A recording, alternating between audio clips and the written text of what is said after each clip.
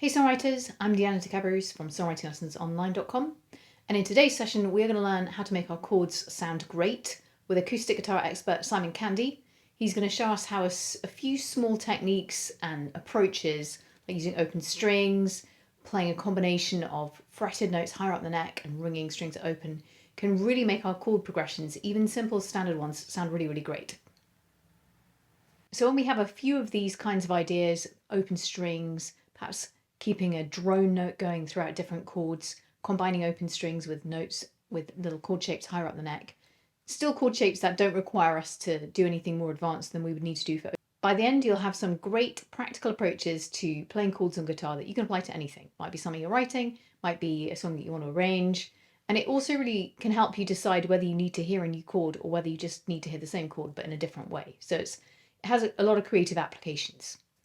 Simon's got tons of experience. He's helped thousands of guitar players, and we're going to dive into what he has to suggest.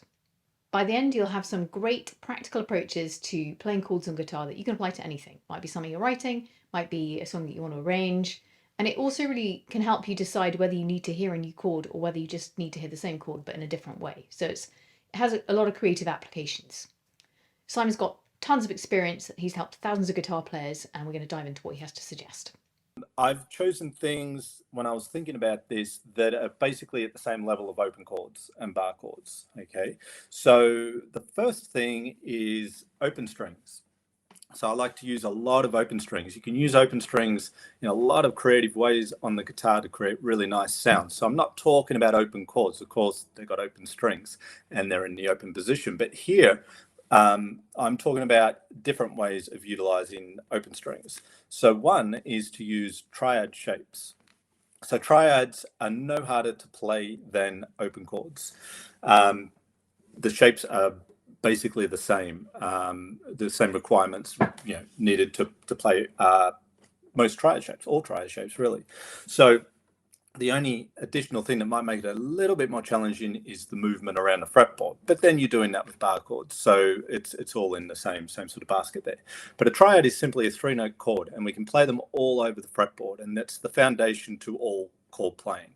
So triads are great for many, many reasons. But in this context, let's say we have a chord progression G, E minor, D to C. So it's a 1, it's a 6, it's a 5, and it's a 4. Chord progression. And I'm going to take that progression and I'm going to first work it out using triads. And there's many ways that you could do this, but I'll go with a pretty simple way here. And that would be to use a root position triad for the major chords of the progression. So we had a G major chord in our progression. So here's a little G major triad on strings 4, 3, 2 with my third, second, and first fingers. That's the same as a little F open chord shape there, or a C chord shape. It's across a larger range of strings there, but again, no harder to play, just in a different position. And then we could take that for the D chord of the progression and play it up in the D position with root note D on the 4th string. And the C would be 2 frets lower, so at the 10th fret or in the 8th position from the first finger. And then, so that's the major chords of the progression. And then the E minor, I'm going to take this little minor shape here, which is really just part of the E minor bar chord. If we just take the 3 top notes, if you like, or mid sort of notes of that chord there, we get a little E minor triad. But this one is not in root position. It's got a different bass note. But you don't need to understand all the theory here. Let's not get sort of sidetracked by that. So the first step is I can take that and I can play that chord progression using the triad shapes. Now already that's something that you could use that's not going to be your standard open chords bar chords. You could just pick out a little picking pattern on the triad shapes.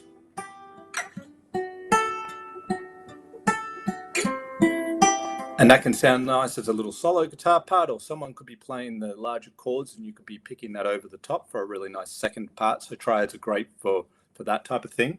But I like to also bring in the open strings, as I was saying earlier. So because of the key G, open strings work great because all the open strings are in the key of G. Okay, so there's certain keys that work better for this than others. So that being the case, when I play each of the triad shapes, I can play the open string on top. because I'm only playing notes on strings 2, 3, and 4. So that gives me that open string quality to my progression.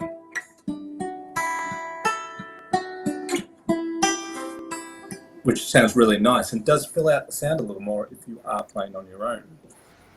So there's a couple of things I want to point out about that I think are of particular interest.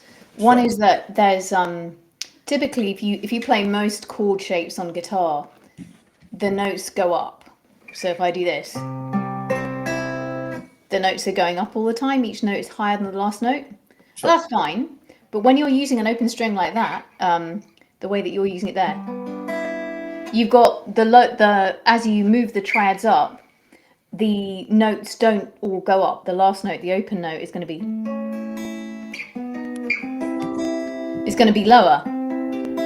And so that immediately, the fact the notes are not just going up, but they're going da da da da, kind of adds a melodic dimension to what's happening. Yeah. So and that's so that's something that I think is really interesting to explore on guitar, because as soon as you change whether the notes are all going up or not, that inherently brings in some really nice, satisfying kind of contrast. Yes, absolutely. So that's one of the things that, it does, definitely. It's less predictable, if you like.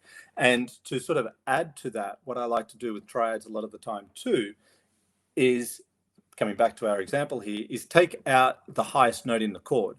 So technically it's not a triad anymore. It's still enough to be the chord, but I'm taking out the note on the second string of each triad and replacing it with the open string.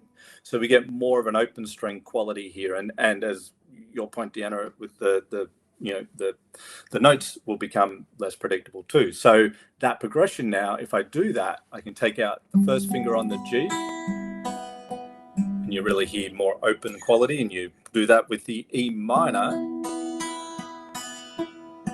and then our D,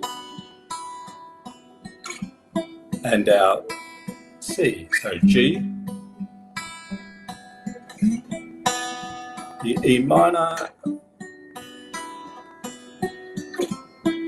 and the C. So now there's lots of different places you can play these triads, so you can really go to town on that idea. But when you take out that additional finger and you get the additional open string, it makes it even easier to play. I mean, they're 2-note chords, right?